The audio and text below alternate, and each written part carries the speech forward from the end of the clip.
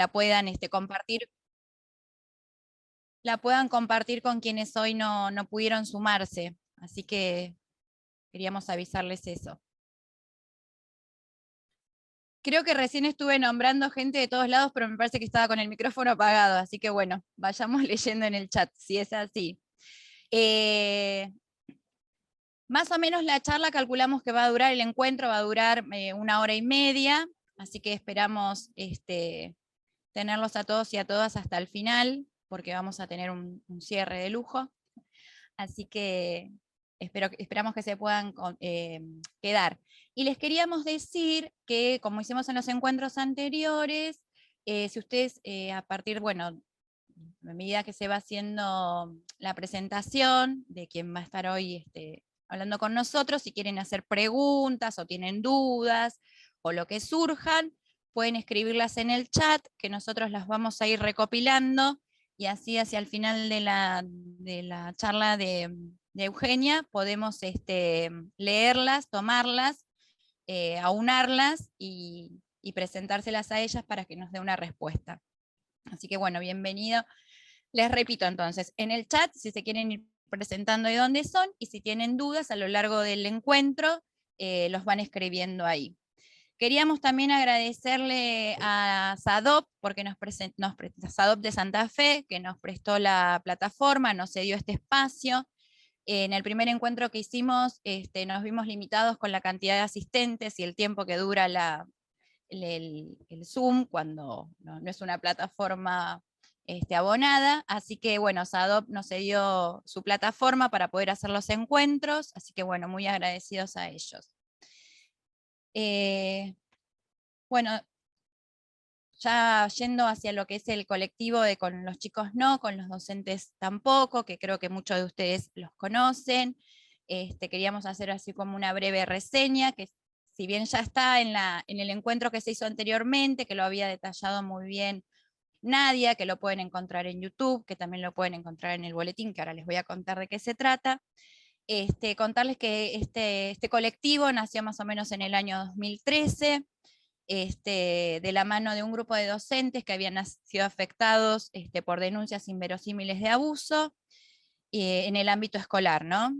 Y bueno, que este año seguimos, bueno, nos fuimos sumando a lo largo de este tiempo, lamentablemente nos fuimos sumando, y este año nos vemos como un poco sobrepasados por la cantidad de denuncias con las que empezamos a encontrarnos, más que nada a través de los medios de comunicación, todo lo que es mediático, que es con lo que pudimos hacer el relevamiento. Si ustedes siguen la página, pueden ver que fuimos publicando, por ejemplo, en el mes de abril, en marzo, perdón, hubieron 4 denuncias, en abril se sumaron 9 más, en mayo 18 denuncias, así que bueno, es una situación como que nos viene preocupando porque esta situación va creciendo y cada vez son más docentes y auxiliares que se ven envueltos por este tipo de situaciones.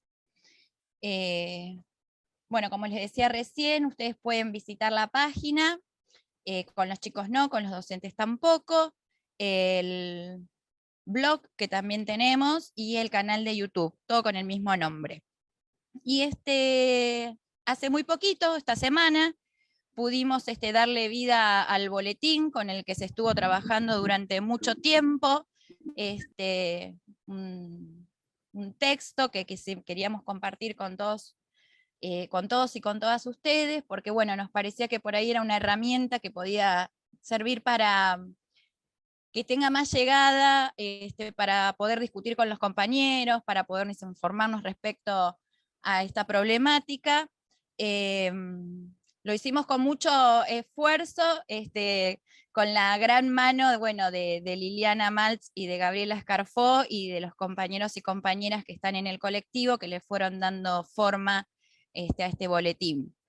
Bueno, nuestro agradecimiento, por supuesto, a Liliana y a Gabriela por todo el amor y el tiempo que nos han dedicado en este emprendimiento. Y en el boletín de este mes, en el primer boletín, en realidad no digo de este mes, en este primer boletín van a poder encontrar la síntesis de las exposiciones que hicieron en el encuentro anterior Liliana y Gabriela.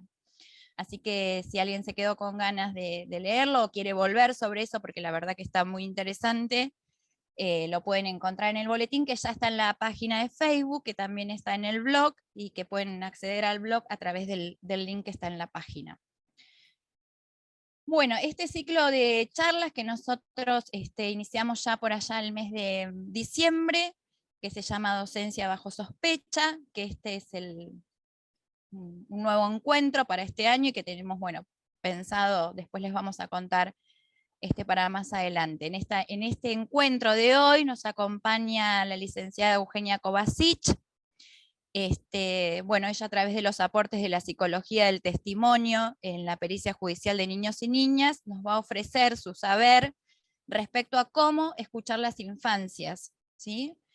Eugenia Kovacic es psicóloga forense hace 25 años, su formación sobre psicología es sobre psicología del testimonio, memoria y sugestión, fue presidenta primera de la Asociación de Pensamiento Penal y está a cargo de la coordinación del área pericial del Observatorio de Prácticas de Pensamiento Penal. A partir de allí tomó contacto ella con el fenómeno de las denuncias masivas a maestros, auxiliares y profesores del nivel inicial, comenzó en ese momento a trabajar con el caso de Juan Rosso, que nosotros contamos con el testimonio de él en el primer encuentro que hicimos allá por diciembre. Hoy en día también ofrece talleres de capacitación a defensas públicas sobre casos de abuso sexual infantil, sobre investigación y sobre perspectiva de la defensa. Para nosotros realmente es un honor contar con ella en este encuentro, ya que es una de las referentes que también nos hace pensar esta problemática desde la complejidad, dándonos sus aportes que son invaluables. Después, bueno, ahora Eugenia va a empezar con su presentación y les queremos contar que hacia el cierre también Liliana nos va a ofrecer su palabra, que siempre es tan grata escucharla. Bueno, Eugenia, no sé si estás para empezar. Sí, bueno, buenas tardes a todos y todas. Quiero agradecer enormemente al espacio, con los chicos no, con los docentes tampoco. Es un espacio donde yo me he referenciado muchísimo, he tomado prácticamente y descaradamente como propio su relevamiento, lo he utilizado en talleres, cursos, seminarios, juicios, los he puesto, he hablado de ustedes muchísimas veces. Por supuesto que he leído y estudiado cada palabra que han publicado en ese relevamiento, y me ha sido de muchísima utilidad para poder encontrar los factores comunes que encontramos y que vemos, que pudimos hallar en todos estos casos que son prácticamente calcados, ¿no? Con algunas mínimas diferencias de las cuales hoy vamos a estar conversando. Conozco el espacio a partir justamente de Juan Rosso. Yo, bueno, mi pertenencia al Observatorio de Práctica del Sistema Penal hace que nosotros recibamos a expedientes de personas que se autoperciben inocentes. Entonces, lo que hacemos es un análisis interdisciplinario de esos expedientes y vemos si existen en el mismo expediente algunas herramientas como para poder elaborar una teoría del caso de inocencia o pruebas de inocencia de la persona que se autopercibe inocente. Desde el 2015, que estamos haciendo esa tarea en el observatorio, somos un grupo de personas, y yo debuto en el observatorio justamente con el caso de los transportistas de Misiones, de Luz y Fabio, que son una mamá y un hijo que conducían un transporte escolar en Posadas, y que fueron denunciados por abuso sexual de dos nenitos que ellos trasladaban de 4 y 5 años hacia el jardín. Ese fue el primer caso que abordamos con el observatorio, y ahí tuve la oportunidad de observar un fenómeno que después se iba a repetir en muchos otros casos que observamos tanto en el observatorio como en mi práctica particular, como en el relevamiento facilitado con los chicos, no con los docentes tampoco, que tiene que ver con el desplazamiento de la identidad del perpetrador. Esto es algo que es bastante recurrente. Eh, ¿Por qué es bastante recurrente? Porque muchas veces encontramos en los relatos de los niños algunos indicadores de verosimilitud, algunas veces, ¿no? Por lo general son inverosímiles, en extremo. Y cuando los encontramos, como en el caso de Darío Céspedes, por ejemplo, o como otro caso que había en la provincia de Santa Fe, se trata de desplazamiento de la identidad del autor. Es lo más difícil de demostrar técnicamente. Bueno, en este momento de la psicología que ahora vamos a hablar, voy a tratar de hacer una crítica constructiva hacia la labor del profesional psicólogo, si me sale, porque en realidad estoy muy enojada. Em, hay una falta de formación, ¿no? Muy importante, es lo que vemos, una falta de formación, de profesionalismo, que los conduce muchas veces a hacer dictámenes errados, ¿no? Basados en conjeturas, en dogmas y no en ciencia. Pero el desplazamiento de la identidad del perpetrador es una de las situaciones más difíciles que hay para demostrar, salvo en aquel caso que yo les digo del colegio, creo que se llamaba Sara Faisal, no sé si estará Silvana Salinas por ahí, ella sabe el nombre del colegio, y Fer también, donde tuvieron para cotejar la prueba de ADN, ¿no es cierto? Un colegio de chicos especiales, donde una nena adolescente quedó embarazada, acusó a su maestro, pero bueno, existió la posibilidad de hacer la prueba de ADN donde se reveló finalmente que había sido el hermano el que abusaba de esta chica. Entonces, sin prueba de ADN, esos son los casos más difíciles de demostrar. Los otros casos, dentro de todo, con algo de formación y con alguna visibilización, como la que están haciendo ustedes en este momento, a partir de las agrupaciones que llevan adelante, se pueden empezar a revertir o se pueden empezar a visibilizar. Yo preparé un PowerPoint, lo voy a empezar a presentar, es a los efectos que ustedes tengan a la vista algunos conceptos mientras vamos conversando, o algunos párrafos de autores que yo fui mencionando para que ustedes puedan ver que se trata de lo que vamos a conversar, de investigaciones científicas, de evidencia empírica. Este, Vamos a hablar sobre la psicología del testimonio, vamos a hablar sobre la recepción de los relatos de los niños, eh, vamos a hablar también acerca de qué es lo que ocurre en esas familias, cómo se produce una sospecha de abuso sexual, por lo general en niños de edad preescolar, qué pasa con el niño. Em, Básicamente lo que preparé tiene que ver con eso. Tampoco los quiero abrumar con conceptos ni aburrir, porque por ahí es un poco pesado hablar de técnicamente o en forma abstracta de psicología del testimonio. Voy a tratar ahora de compartir, si ustedes me dan 2 minutitos, así yo me concentro en esto, compartir pantalla, ahí está. La idea es que ustedes vayan haciendo preguntas, yo converso un ratito sobre estos temas que estimo que les pueden llegar a interesar, y después ustedes van formulando preguntas y entonces vamos a intercambiando, porque así es más dinámico y y no se me aburre. Este, Aquí vamos a empezar por el factor de la prueba, que es el testimonio del niño, la declaración testimonial. Eh, en estos casos, en en la gran mayoría de los casos que nos ha tocado abordar con el observatorio, la única prueba de ocurrencia de los hechos que el juez toma y valora es la declaración testimonial de los niños. No obstante, hay un montón de otras pruebas que se pueden producir. Por ejemplo, las declaraciones testimoniales de los compañeros de trabajo, el croquis de la institución. Bueno, después vamos a ver las pruebas complementarias, ¿no? Porque son muchas y no se están pudiendo instrumentar, no se han podido instalar, porque son pruebas que vienen a aportar detalles de contexto, ¿cierto? Em, Ocurre que los jueces únicamente a partir de un determinado momento de nuestra historia comenzaron a recurrir mucho a las pericias psicológicas para poder tener como un fundamento científico. Después vamos a ver que de científico no tiene nada, pero un fundamento científico de lo que los chicos relatan en las declaraciones testimoniales.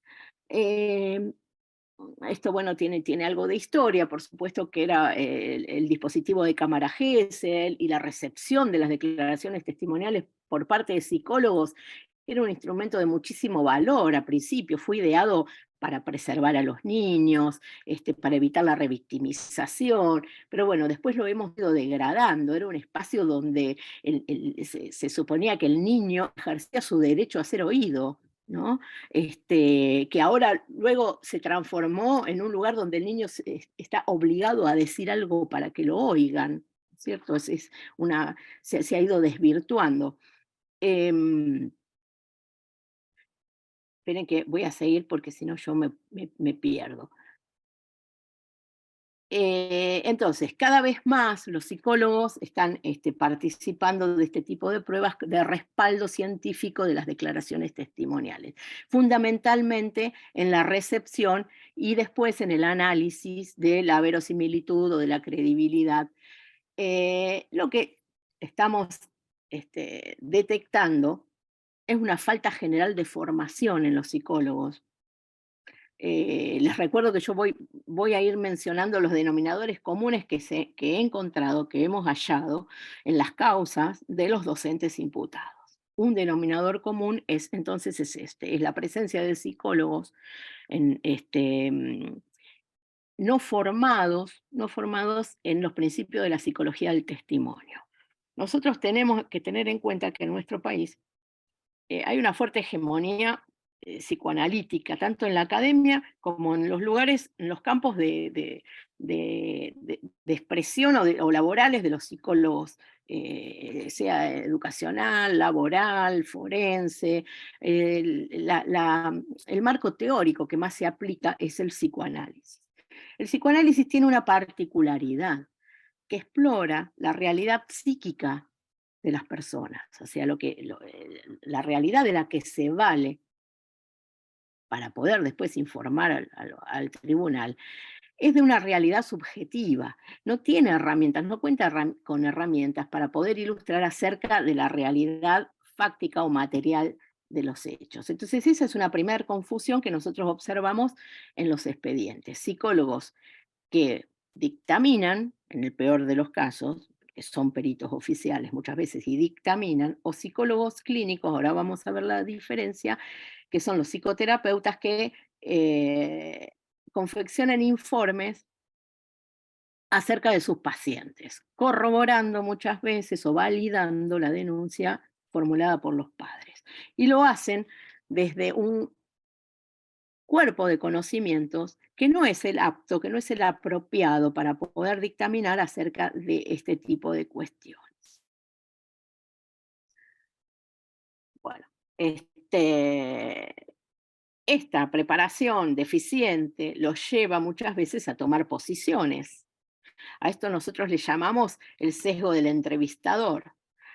El entrevistador mal formado y que se autopercibe como defensor de la infancia, que ha apostado en su carrera más a la dogmática que a la ciencia, tiene la tendencia a sentir que está defendiendo a un niño cuando acepta sin analizar todo cuanto los padres, porque recordemos que son niños en edad preescolar, que por lo general el motivo de consulta lo llevan los padres, o la madre, o una abuela. Entonces, cuando su adulto de confianza, toman todo cuanto el adulto de confianza del niño expresa como motivo de consulta y no tiene ninguna posibilidad de revisar o de contrastar contra ninguna otra realidad o ningún otro relato. Entonces, acepta este niño con esta sospecha de haber sido abusado muchas veces, o con la certeza del familiar que viene y lo trae y dice: "Este niño fue abusado en la escuela, así, así, necesito que tenga un trabajo psicoterapéutico para a los fines de presentar en el tribunal, cuando usted observe los síntomas y demás". Entonces, ¿qué ocurre con este psicólogo y con todos los psicólogos clínicos del universo? Fundamentalmente en Argentina, fundamentalmente porque es el único país donde todavía el psicoanálisis tiene la hegemonía de la academia. Tiene es el conocimiento, el pensamiento dominante, y sobre todo la psicología clínica. Entonces, este psicólogo no contrasta eh, con ningún dato de la realidad más que con este motivo de consulta, y a partir de esto empieza a explorar síntomas y toda la sintomatología que presenta el niño, que puede presentar. Imagínense que para que los padres lleven a ese niño a la consulta del psicólogo, son padres que ya están atravesando por momentos de muchísima ansiedad, de muchísima angustia, porque la sospecha es genuina, estos padres están padeciendo de verdad, ¿no? Después vamos a ver qué otros mecanismos se ponen en juego, pero en principio ellos están convencidos que a su hijo le pasó algo. Entonces ese niño está absorbiendo todo esto del ambiente y está generando síntomas que responden seguramente al ambiente que se generó en su casa a partir de la sospecha de abuso sexual. Entonces llegan a este psicólogo que percibe seguramente alguna incomodidad, alguna sintomatología, y que no está formado tampoco para hacer un diagnóstico diferencial entre cuestiones más bien estructurales a cuestiones momentáneas y pasajeras. Entonces, muchas veces mezclan todo y entonces hacen el listado famoso de síntomas y lo envían a la fiscalía como em, fenómenos causales, digamos, ¿no? Hacen una asociación causal. Entonces, este síntoma está aquí presente porque viene a corroborar o a confirmar esta sospecha que tienen los padres del abuso sexual, de la ocurrencia del abuso sexual. Y entonces van a los juicios, comparecen y con muchísima seguridad dicen este tipo de cosas. Este tipo de psicólogos que abundan, lamentablemente, no se han encontrado nunca con un estudio científico, por ejemplo, del doctor Manzanero, de la Universidad Complutense de Madrid. ¿Qué dice Manzanero? Por ahí tengo, les aviso, me estoy salteando las diapositivas de una manera. Bueno, Manzanero, no importa, después lo vamos a encontrar y le queda a ustedes. Manzanero lo que dice básicamente es que el estrés postraumático es muy difícil de diagnosticar en niños y mucho más difícil es vincularlo a la ocurrencia de algún evento X determinado. No solamente eso, dice Manzanero, dice también que lo traumatogénico es multicausal. Hay una enorme cantidad de causas factibles de generar síntomas o de generar traumas psíquicos en la infancia. Y que entonces de ninguna manera se pueden vincular a la ocurrencia o a la no ocurrencia de abuso sexual infantil. Pero también dice otra cosa más Manzanero. Yo digo Manzanero, pero en realidad es el director de un grupo enorme de personas, de investigadores, ¿no es cierto?, que han sacado este tipo de conclusiones. Dice también que los niños en edad preescolar son cognitivamente inmaduros en el sentido de no poder atribuir connotación sexual a algunas experiencias y que en realidad esas experiencias son interpretadas por los padres y transmitidas a los niños. El registro que puede tener un niño en edad preescolar de un abuso sexual es únicamente si éste cursa con dolor.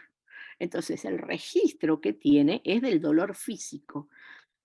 La connotación sexual viene agregada o viene interpretada por el adulto de su confianza. Entonces, eso ya es otra cosa que a nosotros nos tiene que alertar. Un niño de 3 años es muy difícil en un ambiente lúdico que pueda ir a hacer una develación tal como se las presenta en los hallazgos de las causas que hemos estado viendo. Em, Eso por un lado. Dije develamiento y quiero saltar porque me estoy saltando las láminas y ya perdieron sentido el PowerPoint, pero voy a ir yendo a medida de que van surgiendo las cuestiones a transmitir. Em, Otro hallazgo que es común a la mayoría de las causas, creo que a todas, no puede haber alguna excepción, es la forma no espontánea de develamiento.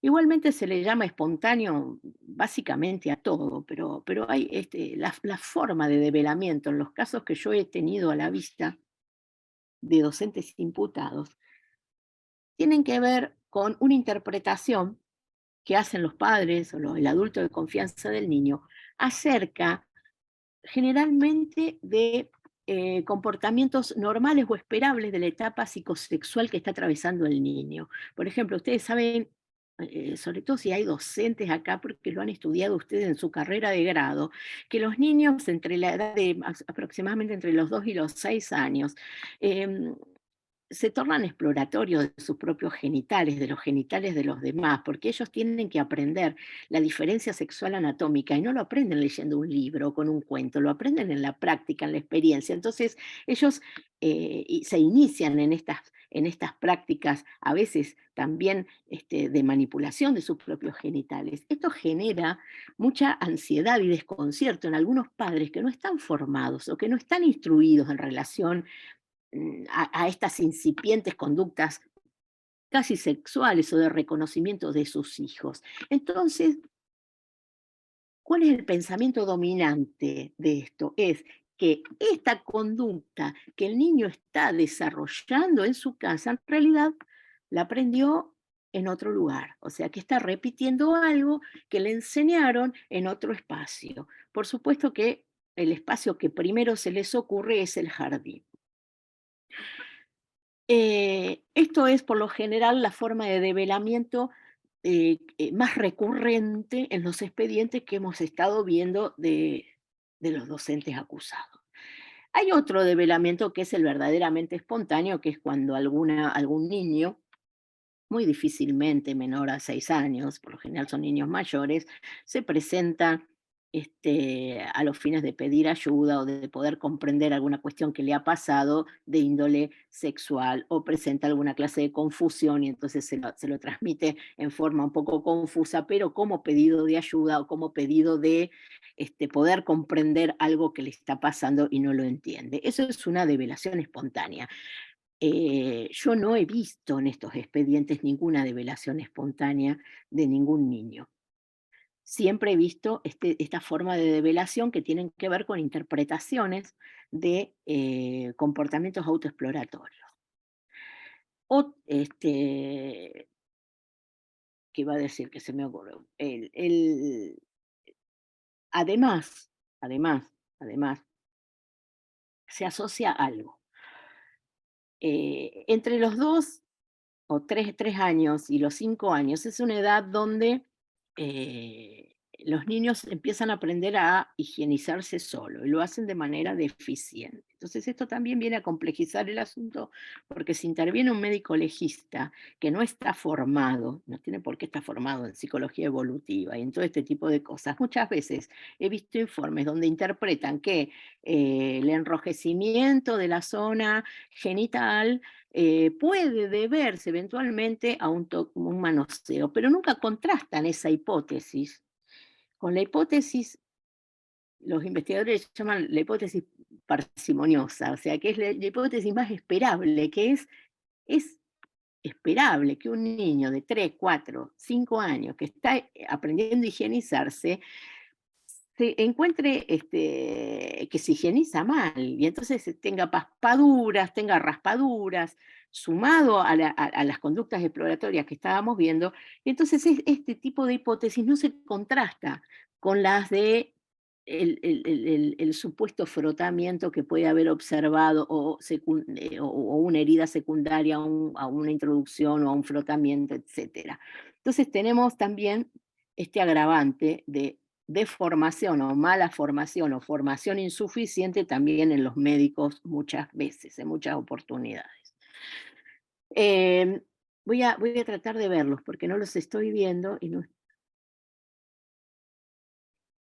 bueno, no los encuentro. A ver, acá, ahí está. Eh, Además, también esa edad, es una edad donde muchas veces comienzan los niños a tener a veces alguna dificultad para separarse de los padres, alguna regresión, alguna conducta regresiva. Estamos hablando de psicología evolutiva en este momento. Alguna conducta regresiva, volver a usar pañales. Las causas pueden ser múltiples, puede haber conflictos en la casa, puede haber situaciones de violencia, puede estar el fallecimiento de un abuelo, de una mascota, una mudanza, tantas cosas que ustedes como docentes saben que puede afectar a un niño y puede tener respuestas de esta naturaleza, o sea, regresando a etapas anteriores, ¿no es cierto? Por ahí perdió el control de esfínteres, por ahí berrinches, por ahí no querer desprenderse de los padres para ir al jardín. Y entonces todo esto, todos estos síntomas o estas cuestiones, estas incomodidades de la casa, de lo doméstico, se atribuyen con un paquete a la posibilidad de ocurrencia de los hechos. Entonces, ¿por qué es tan masivo? O sea, no aparece, de pronto hemos observado que aparece un papá, una mamá, ya vamos a ver un poquitito que tiene algunas particularidades, quien inicia la campaña. Aparece una mamá preocupada, este, mm, porque sobreinterpretó una actitud normal de su hija y a partir de haberla sobreinterpretado comenzó a interrogarla. Ahí me anoto porque así no me voy por las ramas y pasamos a los interrogatorios caseros. Comenzó a interrogarla. Comenzó a interrogarla con la idea previa, con la sospecha previa de que eso que está viendo en su casa es algo que en realidad aprendió afuera y que ella lo que está haciendo es reproducirlo, o sea, que alguien se lo hace y ella lo está reproduciendo. Entonces esta mamá comienza con esta campaña del grupito de WhatsApp de los papis del jardín y entonces todos van completando con este tipo de, por ahí, condimentos o cuestiones domésticas naturales y esperables para esta edad, para entre los 3 y los 5 años, 6 años, de pequeñas regresiones o pequeñas respuestas que tienen los niños que a los padres les incomoda. Entonces, todo eso ellos forman un paquete y dicen, sí, a la mía también le está pasando algo porque los otros días se orinó en la cama, o porque me dijo que le ardía la chochi, o porque, etcétera, ¿no es cierto? Entonces se van entre ellos comentando los síntomas que han visto y todo este tipo de cuestiones y van aumentando la sospecha. ¿Qué pasa con estas mamás? Estas mamás, a veces alguna abuela, pero por lo general son mamás. ¿Qué pasa con estas mamás? Este es un tema un poco delicado y controvertido. Nosotros siempre estamos pidiendo y casi militando que se tomen pruebas periciales a la persona denunciante. Hemos observado en las causas a las que hemos tenido acceso que en la mayoría de ellas las mamás denunciantes presentan algún grado, no sé si trastorno de personalidad, porque no todas, pero presentan algunas particularidades coincidentes. Eh, Hay algunos tipos de personalidades que sin llegar a configurar un trastorno de personalidad, que son propensas a por ahí tener alguna interpretación autorreferencial, como las personalidades paranoides. Hay personas que tienen desbordes de ansiedad recurrentes. Hay personas que tienen patologías borderline de la personalidad, o sea, esto existe, esto es real, no lo podemos seguir negando, no podemos nosotros seguir hablando de que para evitar la revictimización, estamos confundiendo las cosas. Al que hay que preservar de la revictimización es al niño, entonces al niño sí se lo preserva, porque una vez que ocurrió el develamiento, como sea que fuera el develamiento, no espontáneo, como es en estos casos, al niño se lo debe preservar. Entonces, quien debe continuar en el proceso de investigación de la ocurrencia o no ocurrencia de los hechos es la persona que denuncia, o sea, por lo general la madre, el padre.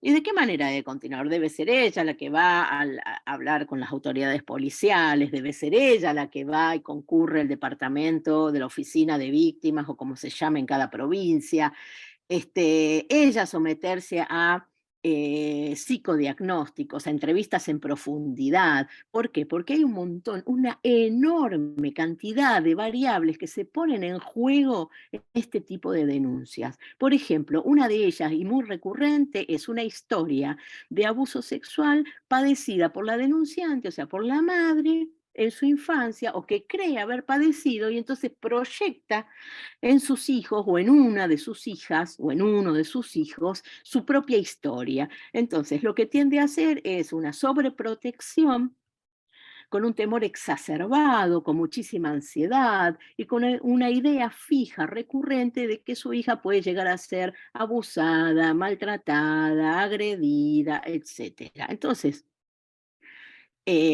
con cualquier mínimo disparador, a ella se le dispara todo este delirio que construye y proyecta.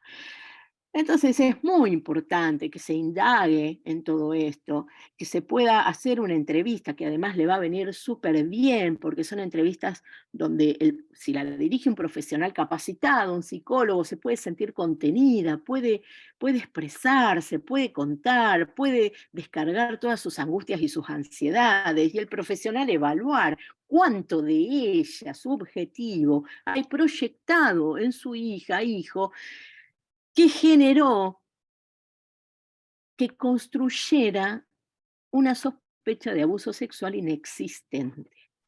Entonces, tenemos estas mamás. Yo no estoy diciendo en todos los casos, ¿no es cierto? No estoy diciendo en todos los casos, pero sí es recurrente. Es recurrente la proyección de historias propias en sus hijos. Esto es personas, estamos hablando en este momento de mamás que no tienen un trastorno de personalidad declarado, sino que mamás que han tenido, que han padecido, que tienen alguna cuestión de ansiedad en relación al tema, que son muy temerosas de sus hijos, o que tienen algún pensamiento más del tipo paranoide. Eh, Descartemos, porque ya es un caso, ¿no es cierto?, que también lamentablemente hemos visto y hemos encontrado directamente de psicosis, ¿no? De psicosis, como es el caso, yo pienso que todos deben haber visto el documental del Jardín McMartin, ¿no? El famoso caso de los Estados Unidos de la década del 80 que disparó un montón de investigaciones. Bueno, la mamá del nene, del caso McMartin, era una persona psicótica, ¿no? Psicótica. Y bueno, yo no quiero dar ejemplos porque por ahí son odiosos, pero en algún caso de estos de aquí que me han tocado revisar, también hay mamás psicóticas. Entonces, em, ¿qué pasa con la psicosis? Despierta mecanismos de falso contacto con la realidad o de generar realidades alternativas que no son la observable y la tangible, ¿no es cierto? O de poder generar a partir de sus pensamientos o de su sospecha una realidad, ¿no? Para estas personas lo real es lo que ellos piensan y no la realidad que todos observamos. Y entonces de esta manera se lo hacen saber a sus hijos. ¿Qué pasa con estos niños? Creo que no dije la mamá narcisista, que no, también es algo que hemos hallado. ¿Qué pasa con estos niños? Estos niños, hijos de estas mamás, por lo general son niños no mirados, no observados, no mirados, no maternados. Son niños muy carentes y muy vulnerables. Entonces, cuando estas mamás los miran, que son muy contadas veces, obtienen por parte de ellos toda la atención eh, y un estado de dependencia y de sumisión absoluto. O sea, son niños que son mirados en esa oportunidad, no digo por primera vez, pero como la mirada se deposita en ellos tan esporádicamente, entonces se van a aferrar a ese momento y a esa mirada y van a incorporar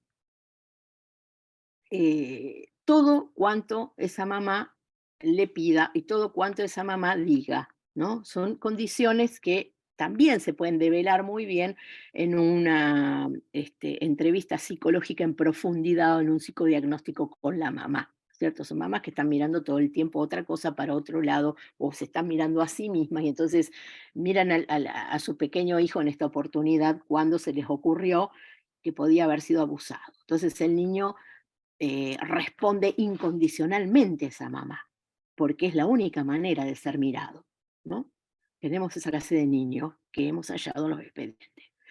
Es muy difícil entonces que ese niño renuncie a esto que esta mamá está diciendo o que le está preguntando o que le está de alguna manera interpretando y se quede o se apropie de la realidad y de la vivencia real que tiene él de su docente, de su salita y de sus compañeros, ¿no es cierto? Entonces, fácilmente puede reemplazar. El general de los niños, justamente una de las vulnerabilidades es la alta sugestionabilidad, ¿no es cierto? Los niños son altamente sugestionables. Todos lo hemos sido a esa edad. Es natural, es natural. Nosotros todos hemos sido interpretados por nuestros padres, todos hemos sido hablados, y todos hemos sido explicados, y todos hemos asimilado esas explicaciones. Lo que pasa es que, bueno, algunos han tenido padres más patológicos, y entonces esas explicaciones, esa forma de interpretar la realidad y las cosas que le pasan y las cosas que le sienten, están teñidas de esta patología. No sé si voy bien, me van siguiendo, ¿les parece bien? No los veo, Sí, así sí, que, Eugenia, sí, ¿sí? sí, sí, sí, ¿Bien? sí, vamos bárbaro. Bueno, entonces, condiciones de padres y condiciones de niños. Vamos a ver una cosa. A ver, tengo una laminita por aquí. Ah, no sé qué la... Voy a salir de acá. Espérenme un minutito. Em, Perdón, bueno. perdón, Eugenia, si querés, que vos no estás Ah, pudiendo, vamos leyendo algunos comentarios que van haciendo, si vos vas teniendo algún feedback en el bueno, mientras tanto. dame Eh, un segundito, porque yo no quiero dejar de comentar esto que es muy importante, que son los interrogatorios que estas mamás hacen sobre sus hijos. Perfecto, sí, sí, Cuando sí, lo dejamos para después, dale. Bárbaro, cuando ellas observan esto que no les cierra, o estos eh, comportamientos que entran en distonía, que no están en sintonía con lo que ellas pueden conocer de sus hijos y saber, porque justamente han crecido, han pasado a otra etapa y se han tornado eh, exploradores, ¿no es cierto? Entonces, estas mamás con este grado de ansiedad y de temor interrogan a estos niños. ¿De qué manera lo interrogan? Lo interrogan con una idea preconcebida, como de que ya saben lo que le pasó, ¿no? Ellas ya saben que en algún lugar, en el jardín, les ocurrió esto que están haciendo y que están reproduciendo en la casa. Entonces, no los interrogan para saber, los interrogan para que el niño lo confiese, en la falsa creencia de que el niño no lo dice porque no quiere, o porque no puede, o porque está amenazado. Entonces, de esa manera generan presión, se genera una enorme presión para que el niño confiese. Ese niño presionado, coaccionado, es un niño que, eh, pongámonos en ese lugar, es un niño que está ya, ingresa en un estado emocional alterado, que es después lo que van a ver los psicólogos, si lo lleva a la terapia, o los psicólogos evaluadores, ¿no? Muchas veces van a ver niños que están sobreexaltados con este tema, que no pueden hablar, que no quieren, se niegan a hablar, que expresan una frase incriminante y después no pueden dar información de contexto. Entonces son niños que están siendo coaccionados en esto y que están recibiendo información de hechos que nunca sucedieron, como si hubieran sucedido, y que se les está pidiendo detalles que en realidad no saben y no conocen, y entonces se los aportan sus padres con opciones cerradas de sí o sí no, o de sí o no, ¿no es cierto? ¿Fue este profesor o este? ¿Fue esta maestra o esta? ¿Fue el auxiliar? Decime quién te hizo, qué te tocó, adentro del baño, afuera del baño. Entonces son todas opciones que le van dando los padres, que después, cuando van a relatarlo en el grupo del jardín de infantes de mamis y papis, no lo cuentan así, de esta manera. Lo que cuentan es, dijo Carlito que el profesor lo llevó al baño, le tocó así y asá. Entonces se ahorran toda esta forma de interrogación coactiva que hacen sobre sus hijos. Las otras mamás, escuchando esta versión, repiten la misma práctica con sus hijos, con el agravante de coaccionarlos ahora con: Carlito ya le contó a la mamá, así que ahora vos contame a mí qué fue lo que pasó en la clase del profesor de música, de gimnasia, del auxiliar, etc. Bueno, sigamos con las preguntas. Sí. No iba a leer preguntas, sino comentarios que van haciendo Bueno. respecto de la charla, que son todos elogiosos. También comentan, bueno, que hay informes a nivel nacional e internacional que dan cuenta de que más del 80% de abuso se da en el marco intrafamiliar. Claro.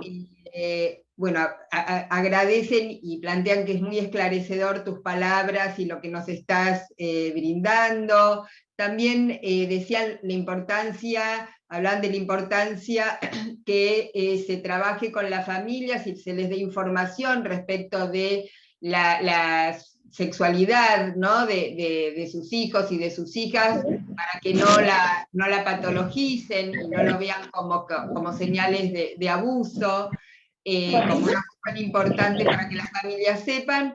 Y también esta cuestión de que nunca se investiga, a partir de lo que están trayendo, lo agrego, ¿no? Nunca se investiga la situación de la familia, solo se investiga la del docente o la de la docente, con lo cual, si la familia ha sufrido abusos en la infancia o si tienen determinadas características, esto no es tenido en cuenta, ¿no? De hecho, en el caso, y esto lo agrego, ¿no? de Juan Martín Rosso, que estuvo preso durante 3 años, no se tomó en cuenta que tanto la mamá como el papá que lo acusaron habían sufrido abusos en la infancia, en su propia infancia, y esto no fue tenido en cuenta en la primera situación. Por suerte, después de 3 años de cárcel, esta situación junto a otras se tuvo en cuenta para el sobreseimiento, ¿no?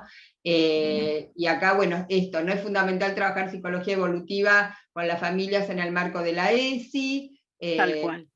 cuando hacen una denuncia falsa, porque la docente se tiene que pagar un abogado penalista y el gremio. Bueno, ahí ya entramos en otras cuestiones que vamos a seguir leyendo, pero quería centrarme en las que tienen que ver con los conceptos que vos estabas desarrollando. Exactamente. Bueno, la materia pendiente es tratar de instalar criterios de... Hay alguien que tiene prendido el micrófono, me parece. Criterios de admisibilidad de la prueba, y junto con eso poder inaugurar la era del psicodiagnóstico y de la entrevista en profundidad a los padres, ¿no? Que es lo que es una cuenta pendiente, y no solamente eso, y ahora va un reproche a las trabajadoras y trabajadores sociales. Yo no sé por qué motivo no están comprometidos con este tipo de causas. O sea, el aporte que puede hacer un trabajador o una trabajadora social brindando información de contexto es fundamental, es fundamental. Creo que es una pata que está ausente y no me explico por qué. Pienso que por ahí tal vez por prejuicio, porque están por ahí más dogmatizadas,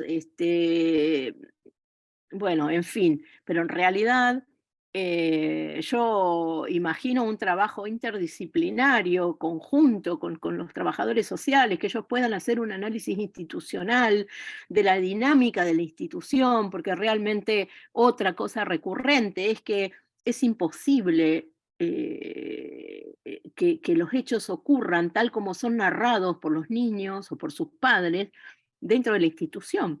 O sea, es materialmente imposible. Entonces esta imposibilidad debe transmitirla a un trabajador social a partir de un análisis institucional de la dinámica de las clases, de las interacciones con las familias, con el afuera, con el adentro, en fin, con todo lo que se me ocurre a mí, que no soy trabajadora social, y lo que se le ocurriría a ellos, que realmente es inherente a su disciplina.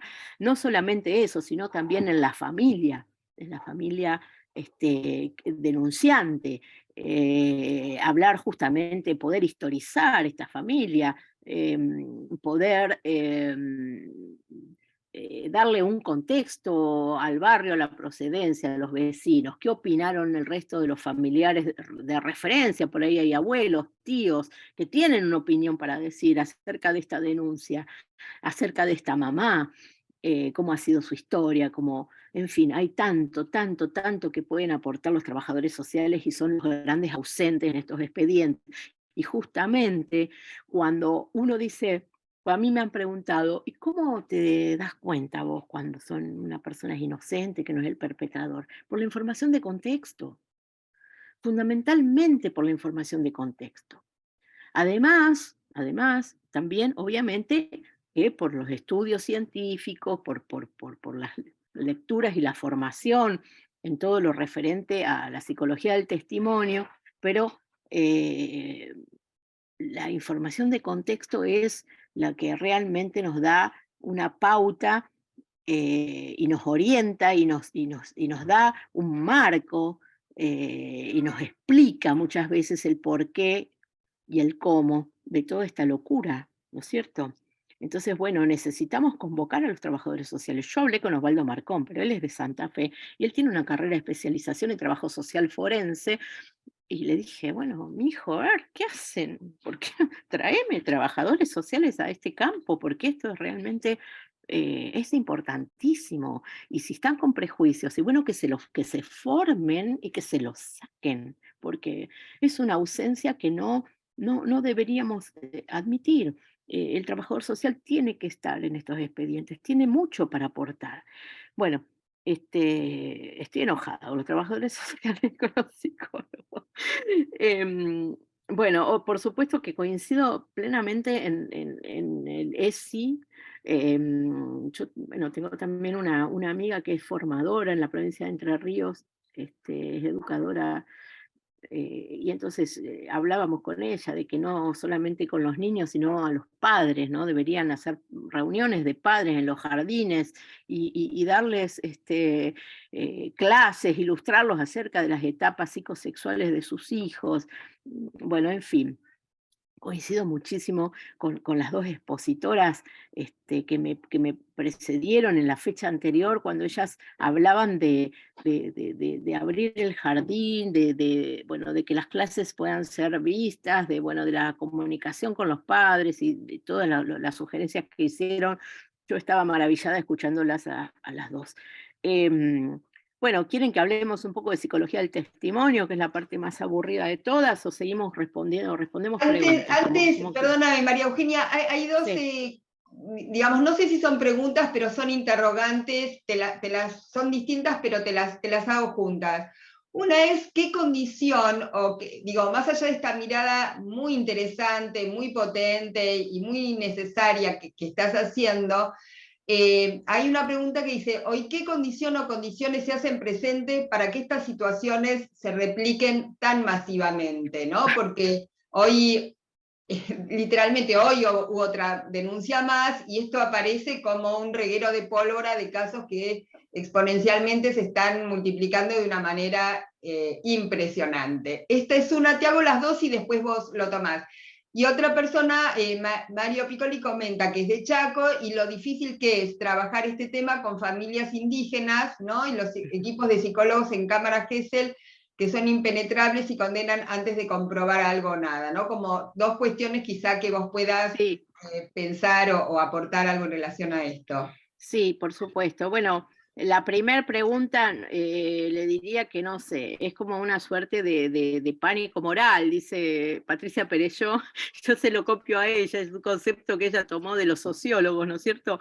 Es como una casa de bruja, yo lo equiparo sí, a los momentos, hemos tenido momentos históricos donde, bueno, todos eran comunistas, o entonces se perseguía al comunista, y entonces cualquiera, el que tenía una boina roja era comunista, y el que tenía, y entonces esas persecuciones que hemos tenido en la historia, como las casas, las brujitas de Salem, ¿no? La casa de brujas, este, con la Santa Inquisición, o sea, son momentos históricos que es muy difícil explicar para mí, realmente es muy difícil de explicar. Yo también me lo pregunto, y bueno, y también leo y escucho opiniones porque me interesa saber por qué también, pero la verdad es que no tengo una respuesta. Es alarmante, es global, es universal. Esto ocurrió en Estados Unidos en la década del 80, y allá disparó una serie de estudios científicos, ¿no? Sobre psicología de la memoria y financiamiento para esos estudios, y se llegaron a conclusiones realmente muy reveladoras, que son las que tomamos nosotros, algunos psicólogos, y llevamos a los tribunales, ¿no es cierto? Pero no somos muchos, ¿no? Está Pablo Martínez Suárez de Lima, que es un gran psicólogo, que es muy talentoso, y que él ha escrito un libro sobre la defensa, la perspectiva de la defensa en este tipo de casos.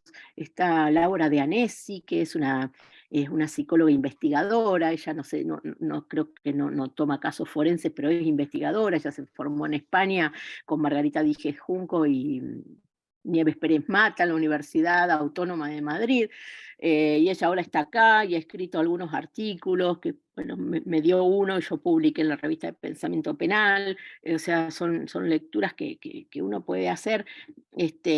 También tenemos acá al grupo del Instituto Tecnológico de Buenos Aires, que ellos tenían un laboratorio de sueños, estudiaban la memoria vinculado a otras cosas, y a instancias de Manuel Garrido de Innocence Project.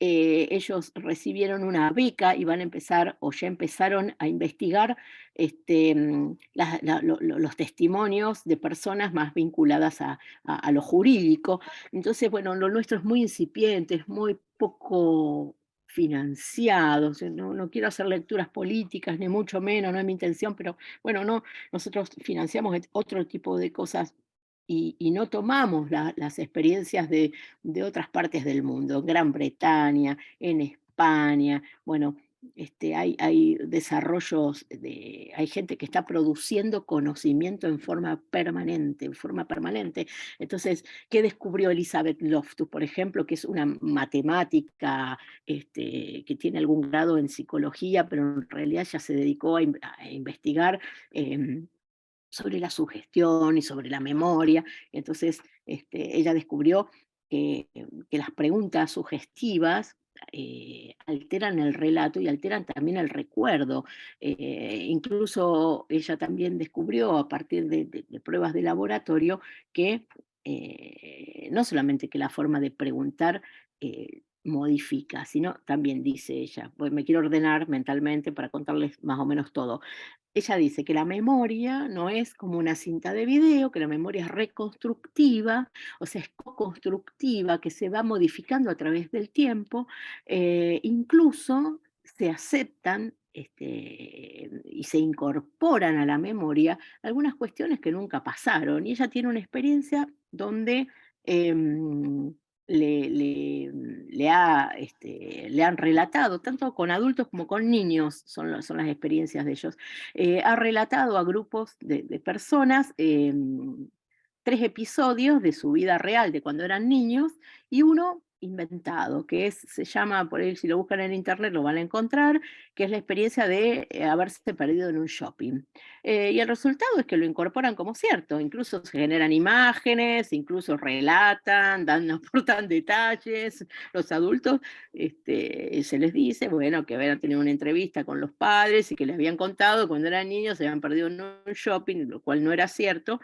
Bueno, entonces, todo este tipo de cuestiones son las que ha investigado desde la década del 80 Elizabeth Loftus, a partir justamente de esta pandemia de denuncias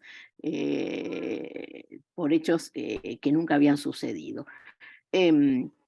Elizabeth Loftus también dice que las preguntas capciosas, o sea, las preguntas que contienen en sí mismo las respuestas, son plausibles de modificar el relato y la memoria de los sucesos. Y da un ejemplo, ella hizo una experiencia con niñitos de 5 y 6 años, a los que les hacía ver una película de dibujitos y le preguntaba por el osito. Se habían visto, ¿no? ¿Dónde estaba el osito? Se daba por hecho que había un osito, cuando en realidad en esa película no había ningún osito, y todos los niños respondían acerca del osito, lo ubicaban acá o allá. Entonces esto viene a colación del sesgo que presentan los entrevistadores en cámara Gesell cuando ellos mismos asumen que el hecho ocurrió, y tienen un niño adelante y lo están interrogando de mala manera, de una manera que no corresponde, que no está protocolizada, y entonces dan por supuesto, por hecho, el supuesto abuso,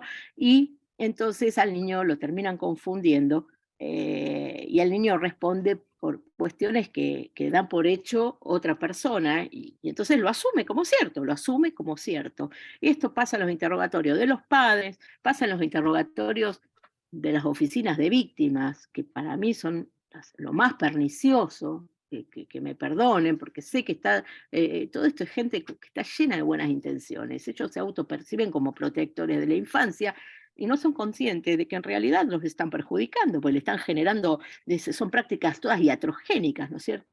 Entonces cristalizan la posición de víctima. Nosotros hemos tenido en Rosario, cuando yo trabajaba en la defensa pública, niños que iban a las cámaras Gesell a recitar síntomas. Decían, sí, porque yo entonces tengo pesadillas, he bajado mi rendimiento en la escuela.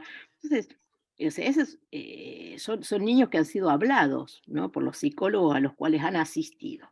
Bueno, me voy por las ramas permanentemente. Eugenia, La otra pregunta, ¿cuál era? te vamos a pedir, Sí. porque te seguimos viendo las filminas, por ahí si querés dejar de Ah. compartir pantallas y disfrutamos de tu cara. Y segundo Bueno, se las que dejo. Ustedes las... sí, después la podemos compartir, buenísimo. Bueno, Y entonces segundo, que avisarles también que ya son las 7:15, que por ahí está programada para dentro de 15 minutos terminar el encuentro. Ah, está. No sé si vos te queda mucho o por ahí para hacer si podés Mira, no tengo ni resumir. idea. Y si no, por Podríamos ir a ahí, si hay por ahí alguna Lili, claro, pues, pregunta. bueno, sí, porque en realidad sé que tenés un montón, pero que por ahí hoy nos va a alcanzar para todo eso que vos sabés. Así que si no sé si Lili te parece, Gaby. Sí, estaba viendo si había alguna otra pregunta, estoy buscando una que aparecía acá.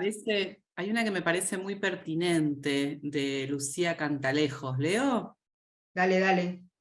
Dice, sé de profesionales que defienden la postura de que los chicos no mienten si alude a alguna situación de abuso, solo lo dice porque le pasó realmente y no acepta otras posturas. ¿Qué se puede hacer? ¿No? Digamos, me parece que es interesante porque trae este otro discurso con el que, Sí.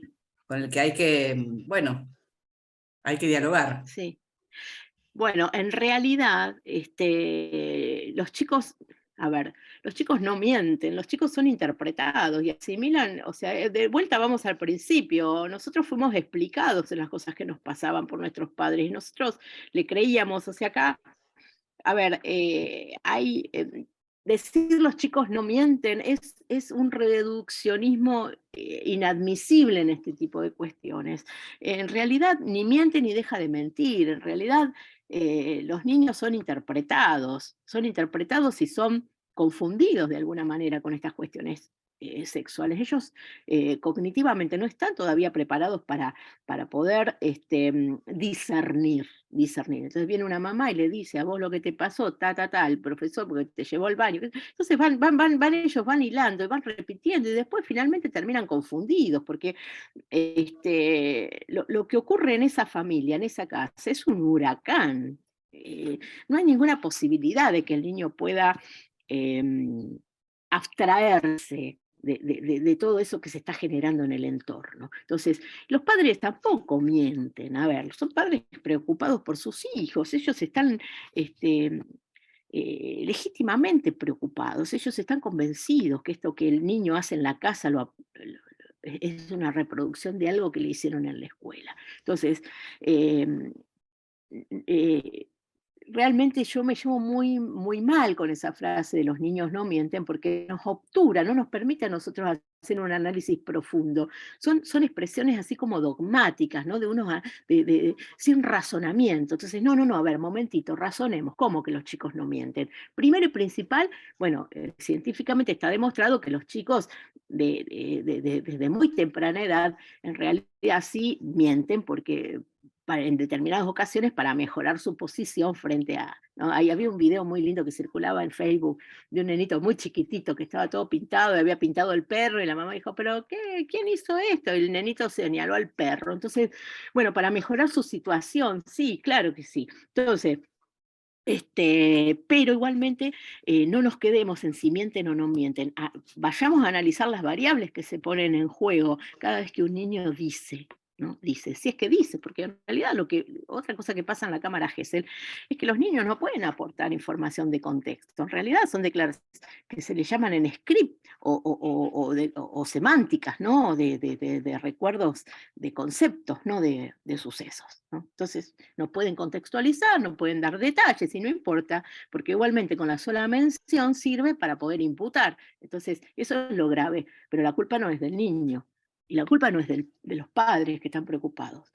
O sea, si hay una culpa o una responsabilidad, no me gusta tanto hablar de culpa, sino de responsabilidad, es en primer lugar de los psicólogos, que deberíamos estar preparados y formados en todo esto, ¿no es cierto? Y es en el sistema de administración de justicia, que deberían tener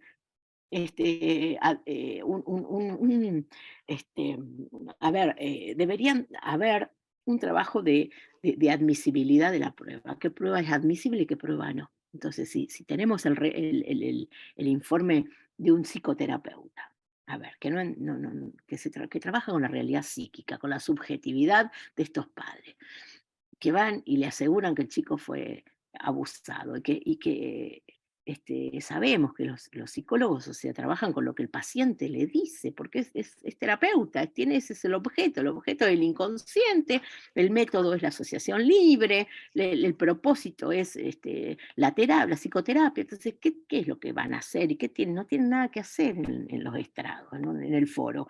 En el foro tiene que estar el psicólogo forense, formado en psicología del testimonio, no el psicoanalista que va a la cámara Gesell a hacer una pseudo sesión de psicoterapia o una pericia, porque una declaración testimonial no es ninguna de esas cosas. Una declaración testimonial, como dijimos bien al principio, es el espacio, es el ejercicio del niño, el derecho del niño a ser oído, y no tiene nada que ver con una sesión psicoterapéutica. Y para eso, para que un niño pueda ser genuinamente oído en lo que tiene para decir, hay protocolos, hay guías de entrevistas específicas.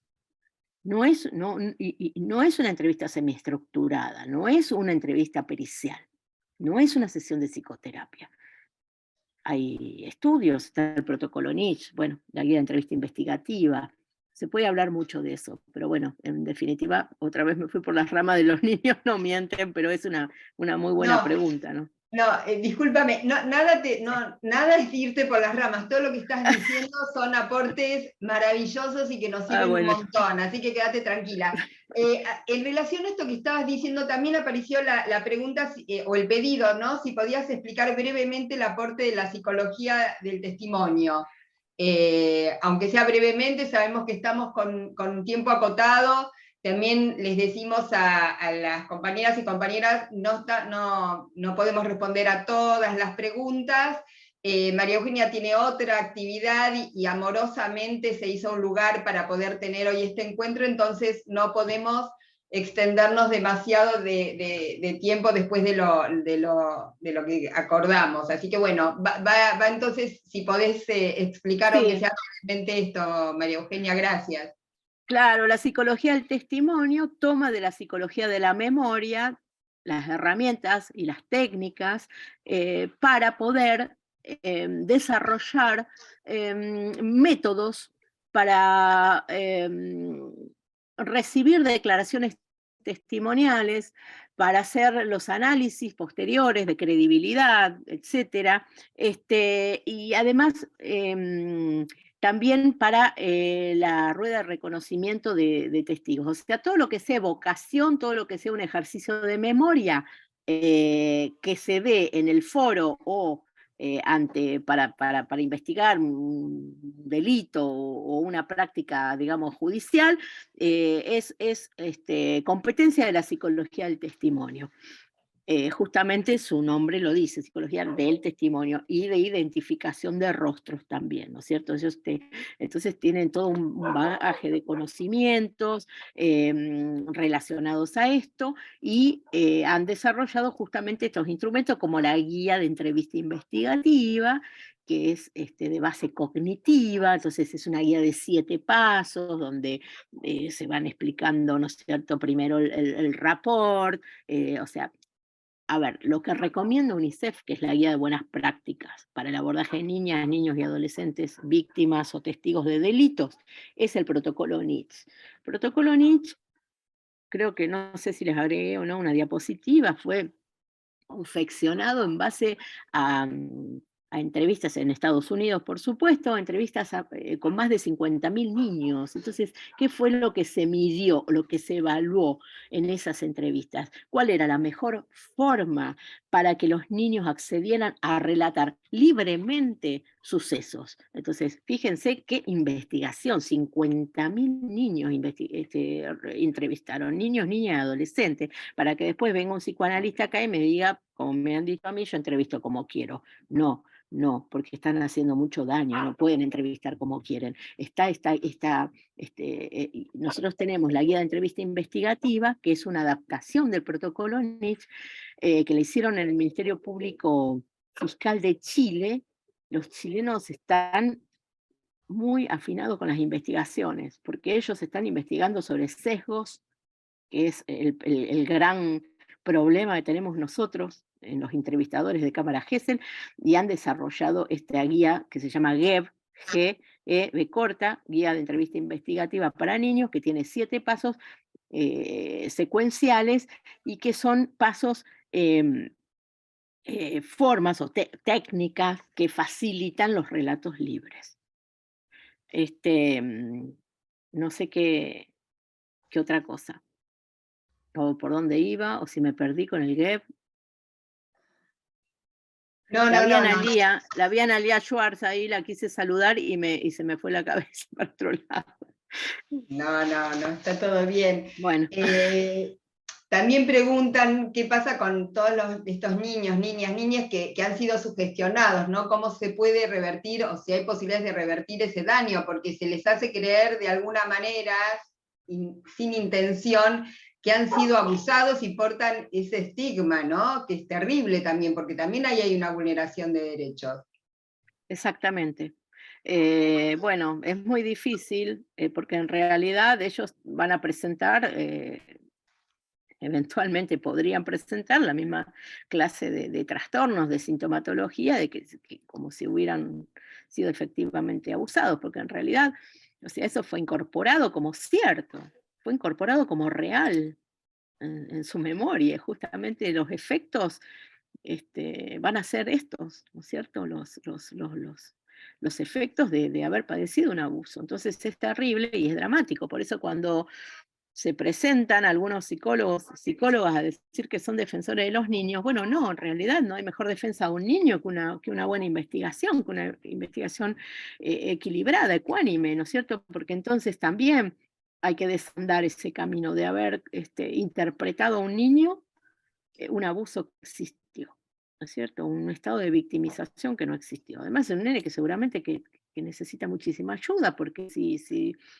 tiene, ¿no?, padres que tienen algunas dificultades como las que íbamos mencionando, son niños no mirados, digamos, acá hay un conjunto de problemáticas, ¿no es cierto?, en estos niños también.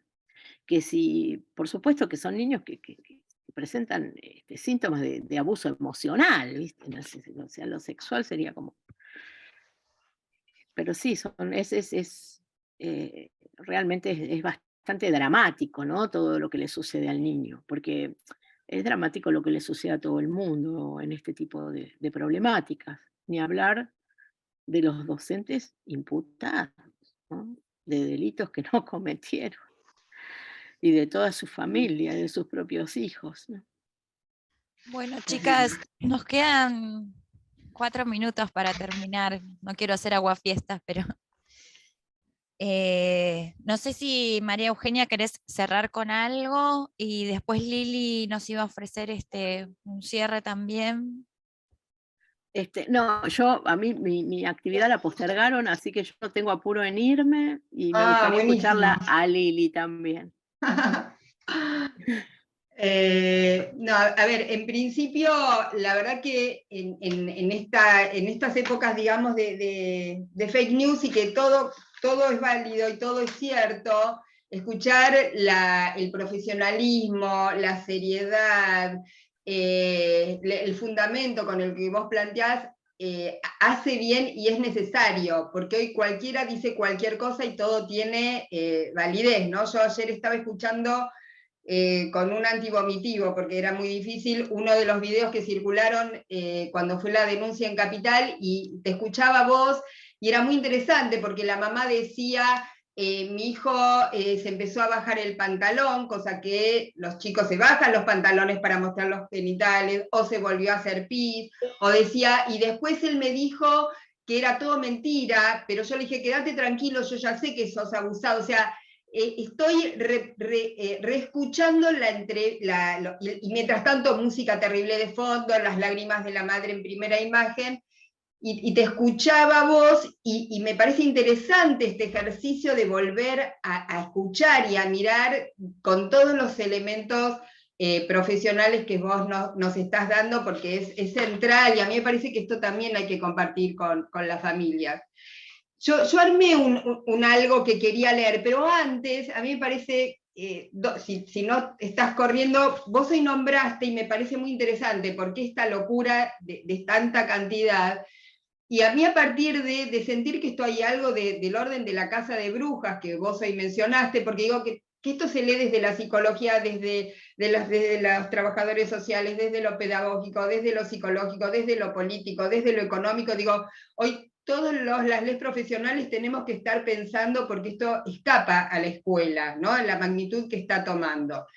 Y a partir de ahí había empezado a leer esta historia de las brujas de Salem, y encontré un párrafo de un texto que después voy a compartir, que no lo pensaba leer, pero justo vos lo nombraste, y a mí me parece, yo cuando leí me quedé como casi conmovida. Dentro de un texto que habla de toda la historia de las brujas de Salem, digo, ¿no? Y el tema de la sugestión y toda la casa de brujas que se dio, hay un texto que dice, Emerson Baker, autor de Una tormenta de brujería, un documentado libro sobre el juicio, dijo así: llamé así a mi libro para sugerir que se necesitó una tormenta perfecta de causas y problemas para crear lo que fue, con mucho, la mayor casa de brujas en la historia de Estados Unidos. Los factores que influyeron fueron un clima notablemente malo, malas cosechas e inflación, dificultades económicas, faccionalismo político y religioso, inseguridad política, preocupación por el declive de la devoción religiosa, pánico por la guerra. Todos estos problemas juntos crearon una atmósfera en que la gente creía que Satanás estaba suelto en Massachusetts. Yo diría hoy que las docentes son abusadoras. Y sigue, en 1703, una década después de los hechos, el Tribunal del Estado de Massachusetts rechazó casi todas las pruebas presentadas durante los juicios de Salem. En 1706, Anna Putnam pidió perdón a su iglesia y a las familias de quienes ayudó a morir en la horca. En 1711, la justicia colonial ordenó pagar indemnizaciones a las familias de las víctimas del juicio. Una de las ahorcadas en Salem, una década después de los hechos, en el Tribunal del Estado de Massachusetts, rechazó casi todas las pruebas presentadas durante los juicios. Desde entonces, los tribunales de la colonia rechazaron sin siquiera considerarlas todas las acusaciones de brujería o satanismo contra grupos o personas. Con el tiempo, brujas y brujos fueron reemplazados por otros supuestos agentes maléficos. Tal vez por eso Arthur Miller escribió en 1950 su obra maestra, Las brujas de Salem, para denunciar las persecuciones del senador McCarthy contra unos nuevos hechiceros del Averno, los comunistas. Y este párrafo a mí me dejó dar la vuelta. Cierra este texto diciendo: porque cuando las brujas dejan de existir o de servir para determinados intereses, se pueden inventar otros demonios igualmente útiles. Y yo, cuando leí esto, se me puso la piel de gallina, porque también, digo, hay como un nivel de análisis psicológico que vos hacés maravillosamente, pero digo, creo que hay algo de este orden de lo político hoy muy fuerte, que cuando leía esto dije, las brujas no existen, pero que las hay, las hay. Digo, creo que hay algo de esto también hoy, ¿no? Como una variable compleja para pensar. No sé a vos cómo te resuena, porque me emocionó que vos justo hoy hablaste de esto también. Estás silenciada.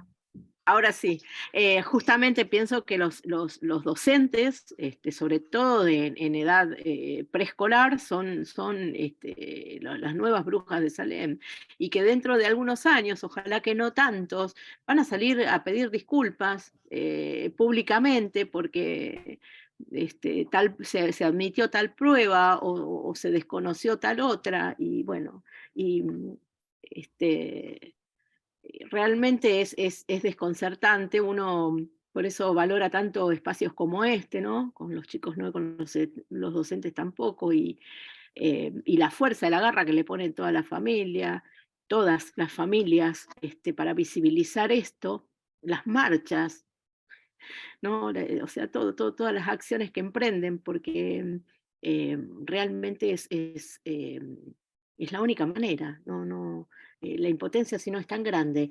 Y se trata justamente, yo estaba pensando hoy, de personas tan especiales, los imputados todos, ¿no? Yo los que he conocido, y algunos que no he conocido directamente, pero sí indirectamente, son seres humanos de una calidad. Entonces, bueno, es una enorme prueba, no me quiero poner mística, pero es como una enorme prueba, les tocó este desafío, le tocó esta batalla, porque bueno, wow, tienen con qué, y entonces ahí le dan, ¿no es cierto? Y bueno, no quiero nombrar a ninguno por no olvidarme de otros, ¿no? Pero todas y todos a los que yo he conocido son realmente personas ejemplares, que están llevando adelante esta lucha con una integridad, con una decencia, ¿no? Bueno, así que mi admiración y mi respeto a todos ellos. Bien, ahora sí, entonces leo, voy a leer porque nos queda poco tiempo y pensé algunas ideas, no suelo hacerlo, salvo cuando tengo que leer textos de otros, pero bueno. Después de la verdad que tener el placer, el orgullo, no sé, todas las palabras de escucharte a vos, ¿no? Yo creo que tenemos varias tareas por delante. Para empezar, seguir sorteando tensiones o supuestas contradicciones que son bien complejas.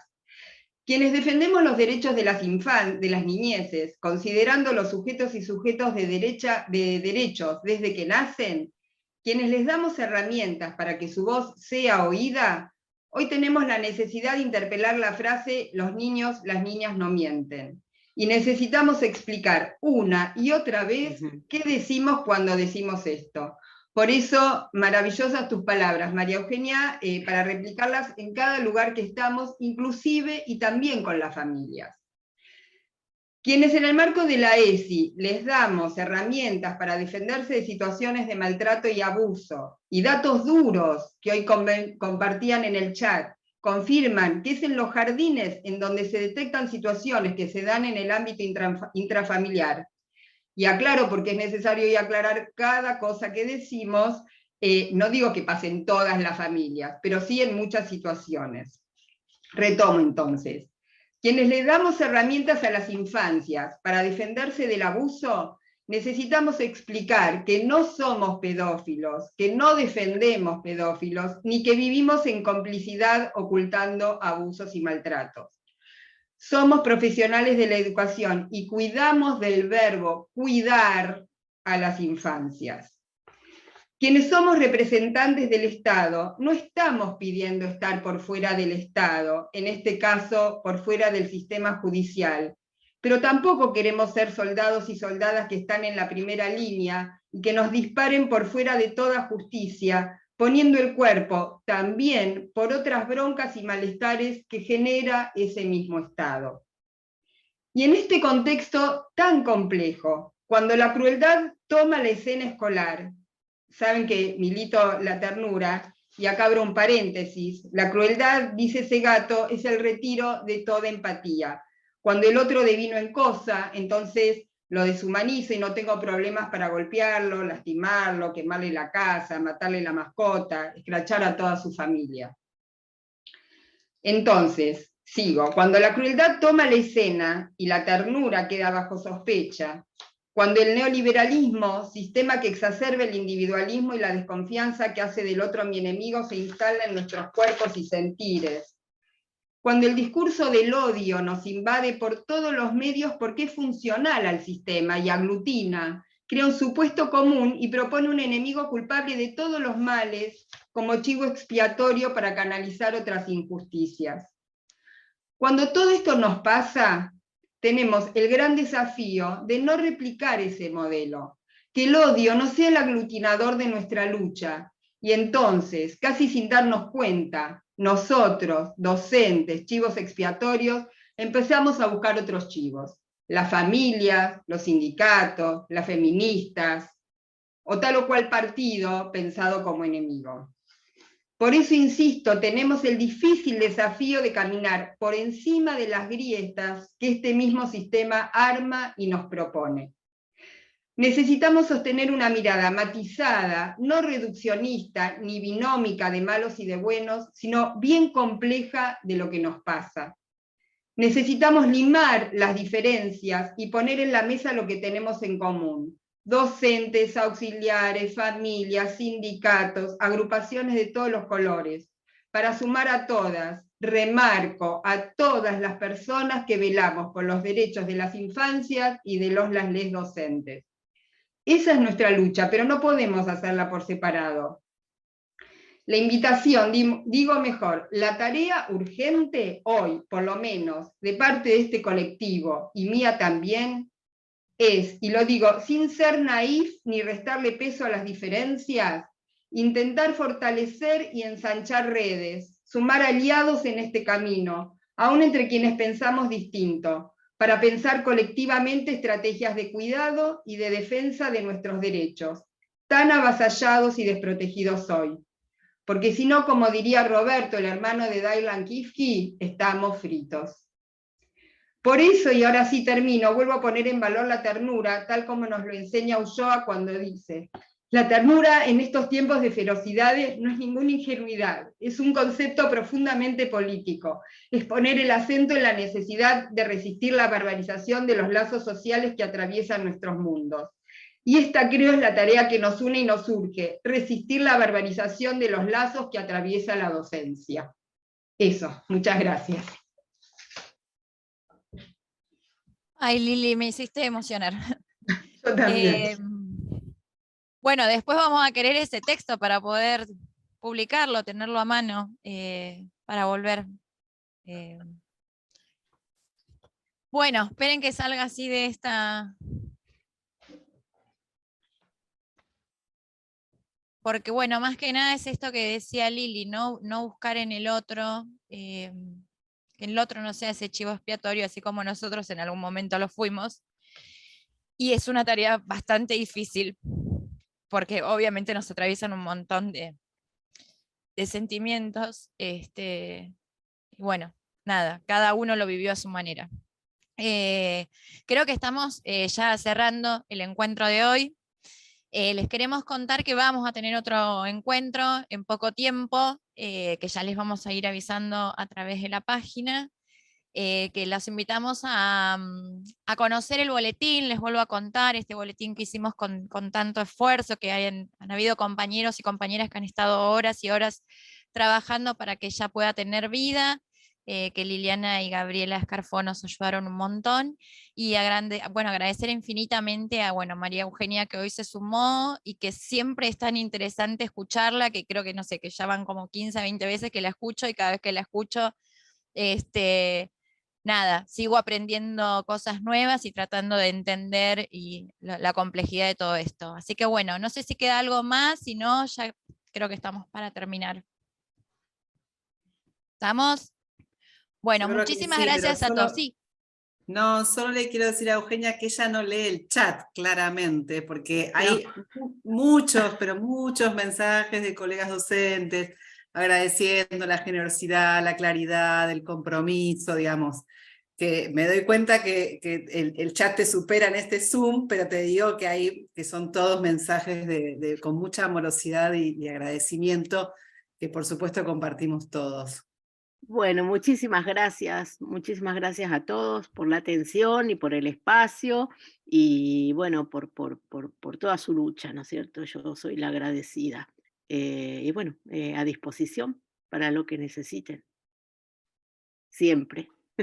Como le dije a Fer, el espacio con los chicos no, los tampoco, no importa lo que tengo que hacer. Pueden contar conmigo siempre. Bueno, Gracias. gracias. Bueno, Hasta gracias luego. a todos, a todas por sumarse. Nos vemos en la próxima.